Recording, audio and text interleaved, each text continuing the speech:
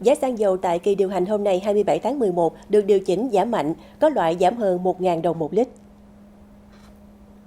Trên cơ sở điều hành của Liên Bộ Công Thương Tài chính, các doanh nghiệp kinh doanh xăng dầu đồng loạt tiến hành điều chỉnh giá bán lẻ xăng dầu kể từ 15 giờ ngày hôm nay. Cụ thể, xăng E5 RON92 không cao hơn 19.288 đồng một lít, giảm 519 đồng một lít. Xăng RON95 giá không cao hơn 20.009 đồng một lít, giảm 533 đồng một lít. Dầu diesel không cao hơn 18.800 đồng một lít, giảm 1.026 đồng một lít. Dầu hỏa không cao hơn 19.473 đồng một lít, giảm 815 đồng một lít. Dầu ma xút không cao hơn 13.488 đồng một ký, giảm 251 đồng một ký.